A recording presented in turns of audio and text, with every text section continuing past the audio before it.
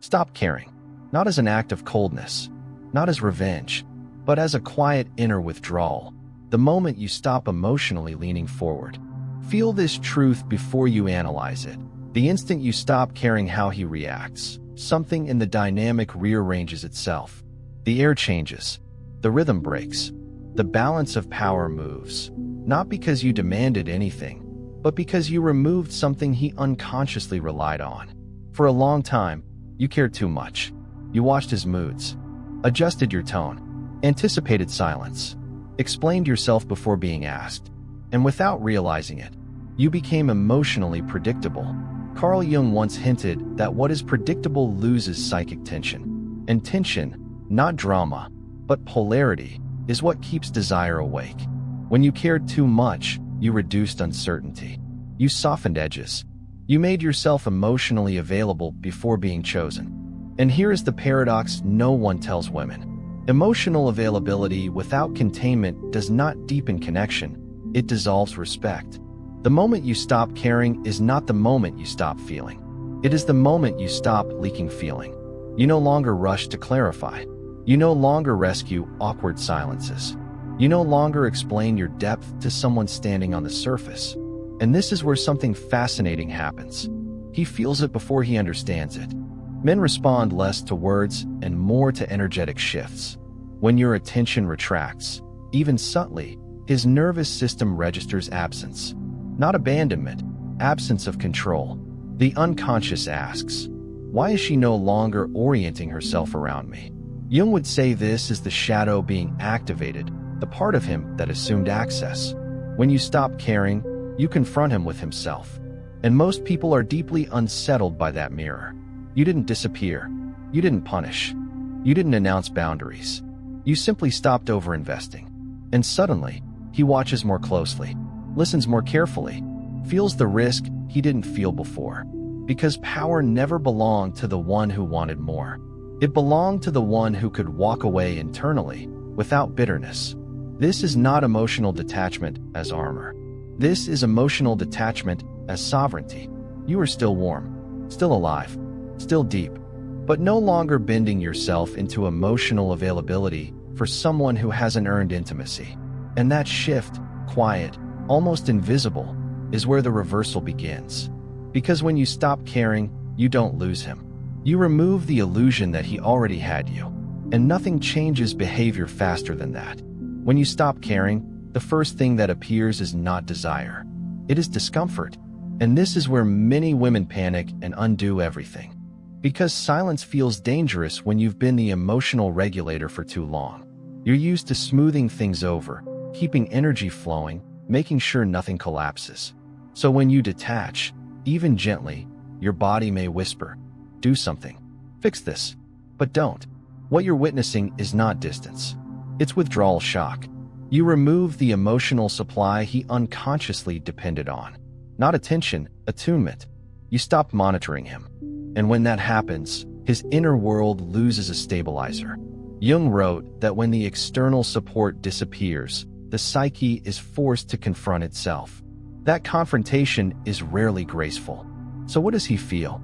Confusion, restlessness, a vague irritation he can't explain, a sense that something important is slipping without knowing what. He may test you, a casual message, a sudden joke, a strange emotional spike where there was none before. Not because he suddenly became brave, but because the dynamic shifted and his nervous system wants equilibrium back. This is where emotional detachment becomes power. You don't respond colder. You don't perform distance. You simply respond without urgency. No over-explaining. No emotional buffering. No subconscious proving. And this restraint creates psychological pressure. Because now, effort is required. He must lean forward to feel you. He must risk presence to regain connection. He must do instead of receive. Most men have never had to earn emotional access from a woman who already cared. And when that access quietly closes, it forces awareness. Here's the truth most people avoid. When you stop caring, you stop managing his emotions. And that is unbearable for someone who benefited from your emotional labor. Jung would say this is the collapse of projection. He can no longer project stability, reassurance, or worth onto you. He must generate it himself. Some men rise, some retreat, but all are revealed. And this is why emotional detachment is not manipulation. It is truth exposure. You are no longer cushioning reality. You are letting it speak. And reality, when unsoftened, always rearranges power. There is a precise moment when he realizes something is different. Not logically, not consciously, but somatically, in the body. You didn't pull away dramatically. You didn't announce distance. You simply stopped orienting yourself around his reactions. And suddenly, he feels unplaced. Jung believed that when a person loses their unconscious position of power, anxiety rises before insight. That anxiety is what you're witnessing now. He may not call it fear. He may label it boredom, irritation, or confusion. But underneath, it's the same signal. I no longer know where I stand. When you cared deeply, you anchored him. Your attention gave him location. Your emotional consistency gave him certainty. And certainty, while comfortable, quietly kills polarity. Now that anchor is gone, and something ancient wakes up in him. He starts replaying interactions, reading tone more closely, noticing your pauses, sensing your independence in a way he didn't before. This is where behavior changes, not because you demanded change, but because certainty vanished. Men don't move when they are comfortable. They move when they feel risk. An emotional detachment introduces risk without threat. You are no longer chasing clarity. You are no longer performing availability. You are simply present, but not invested in outcome. That distinction is everything. Because now, if he wants access, he must step forward.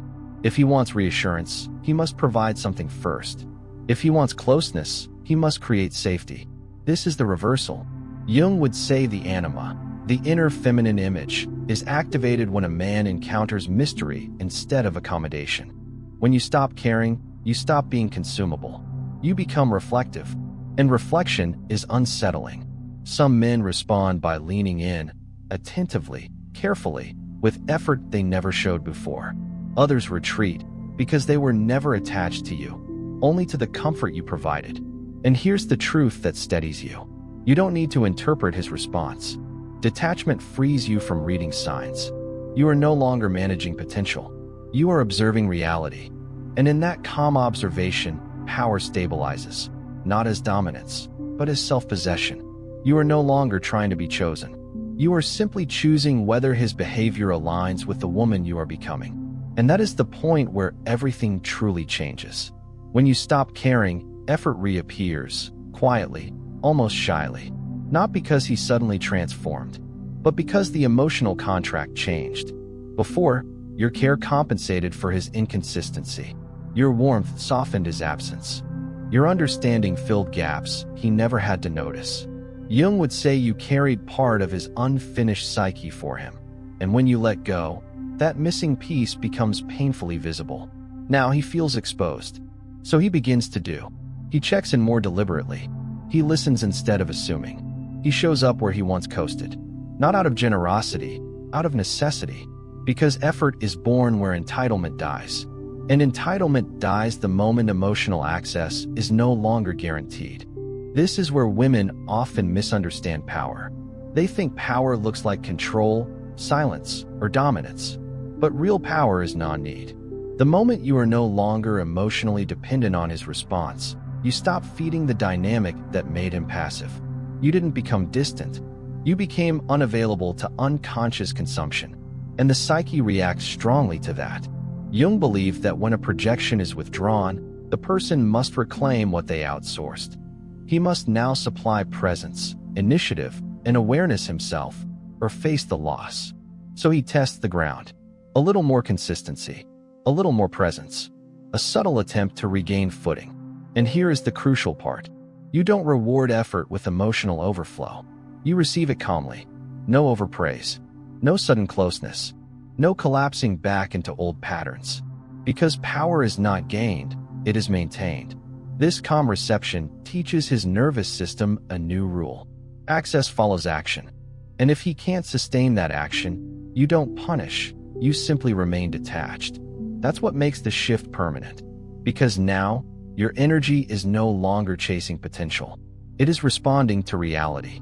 And reality, when faced without desperation, always forces a decision. He either rises or reveals that he never intended to. Either way, you win, because you are no longer bargaining with your worth. The most unsettling thing for him is not your distance. It is your calm, because calm cannot be argued with. It cannot be rushed. It cannot be controlled. When you stop caring, you don't become cold, you become still. And stillness is terrifying to anyone who relied on your emotional reactions to feel significant. Before, he could read you easily. Your concern showed in your tone. Your investment leaked through your patience. Your attachment softened every inconsistency. Now nothing leaks. Jung spoke of the self as the center that no longer fragments itself for approval. When you stop caring, you return to that center. And from there, you are no longer reactive. You are observant. This is where his behavior truly shifts. Because he can no longer provoke reassurance. He can no longer trigger explanations. He can no longer destabilize you to feel grounded. And that loss of influence unsettles him more than silence ever could. He starts asking himself questions he never asked before. Why doesn't she react the way she used to? Why doesn't my distance affect her anymore? Why do I suddenly feel like I could lose her? Not because you threatened to leave, but because you stopped needing him to stay. And needlessness changes everything. Your calm communicates something without words. I am fine, with or without your validation. That message penetrates deeper than confrontation ever could. This is when he begins to reassess his position. Not because you demanded clarity, but because ambiguity is no longer one-sided. He now feels what you used to feel. The uncertainty, the imbalance, the quiet question of value. And Jung would say this is the moment projection reverses.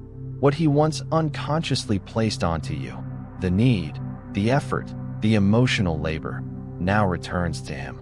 Some men respond with growth. Others respond with withdrawal, but none remain unchanged. And here is the truth that anchors you. Your calm is not indifference. It is self-respect made visible. You are no longer fighting to be chosen. You are no longer proving depth. You are no longer managing connection. You are allowing behavior to speak. And behavior, when unfiltered by your care, tells you everything you need to know. This is the real power of emotional detachment. Not that it makes him chase, but that it frees you from waiting.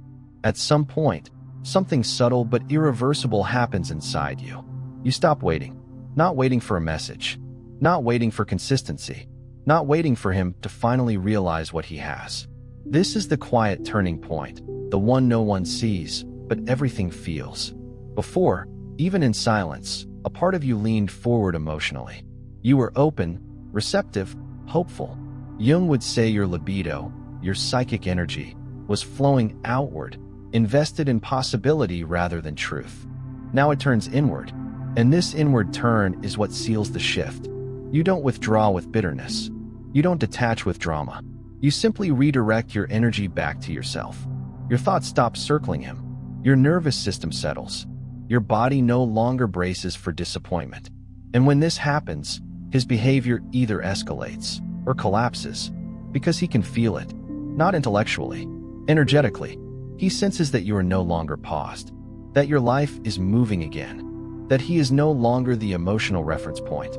Jung believed that when someone is no longer the center of another's psychic world, they experience a form of ego destabilization. They must either step into presence or accept loss. This is why some men suddenly become decisive at this stage. Clearer, more intentional, more grounded, because they finally realize they are responding to you, not to your patience. Others disappear, not because you did something wrong, but because they were only comfortable when you were emotionally stationary. And here is the truth that frees you completely. You no longer need the outcome. Detachment has done its work. Whether he steps forward or steps away, your internal position remains the same. You are no longer negotiating connection at the cost of yourself. You have returned to your axis. And from that place, power is no longer reactive, it is embodied. You don't chase clarity. You don't request effort. You don't explain your worth. You observe, and whatever aligns stays. Whatever doesn't, fades without chaos. This is not the end of caring. This is caring without self-abandonment. And that, more than anything, is what changes everything. There is a moment, quiet, almost invisible, when he understands something fundamental has changed. You are no longer flexible in the way you once were. Not rigid, not defensive, simply not negotiable. Before, your presence could be stretched. Your needs could be postponed. Your patience could be relied on. Jung would say you were unconsciously identified with the giver archetype, the one who adapts to preserve connection. But now, that identification dissolves. You no longer adjust your inner world to maintain harmony. You maintain harmony within yourself, and let relationships meet you there or not at all. This is when his behavior becomes revealing. He may try to return to old patterns, a familiar tone, a half-effort gesture, a vague promise, and for the first time, it doesn't pull you back in. Not because you hardened, but because you outgrew the exchange. Your nervous system no longer lights up at crumbs. Your body no longer confuses familiarity with safety. Your intuition is no longer drowned out by hope. And this is deeply destabilizing for him. Because now, access to you is conditional, not on words, but on presence, on consistency, on maturity. Jung believed that individuation begins when we stop betraying the self for belonging. This is exactly what's happening now. You are no longer bargaining with yourself to keep him comfortable. And comfort was his advantage. So he feels the pressure. He realizes that he cannot circle endlessly. He cannot stay ambiguous. He cannot consume your warmth without offering clarity. And here is where the final reversal locks in. You are no longer afraid of losing him. Not because you don't care, but because you finally trust yourself more than the connection. That trust changes your posture, your voice, your timing, your choices. You don't threaten departure. You don't demand commitment. You simply exist in a way that makes low effort impossible to sustain. And that existence is confronting. Some men step up, not performatively, but sincerely, because they recognize depth when they feel it slipping away.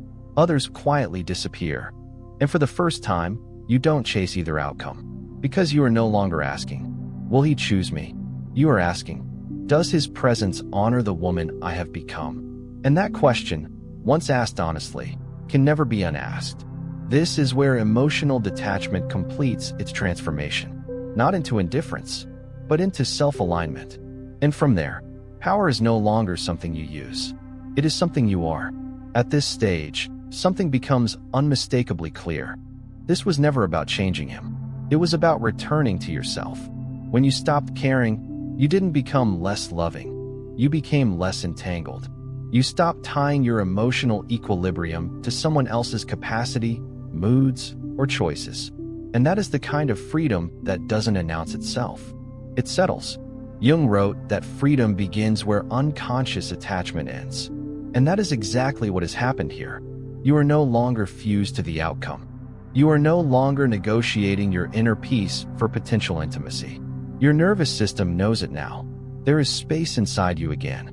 Breath, clarity, time that belongs to you. And from this place, something extraordinary occurs. You start seeing him clearly, not as hope, not as fear, not as possibility, but as reality. You notice what he consistently offers. You notice what he avoids. You notice whether his presence adds weight or ease. And none of these observations disturb you anymore. Because your identity is no longer wrapped around being chosen. This is where detachment becomes discernment. You don't suppress feeling. You don't deny connection. You simply allow truth to exist without interference. And if he steps forward now, it feels different. Not intoxicating, not anxiety-driven, but grounded. You are not rushing to meet him. You are seeing whether he can meet you. And if he doesn't, there is no collapse, no spiral, no questioning of your worth, no urge to explain yourself smaller. Because the part of you that once needed external confirmation has gone quiet.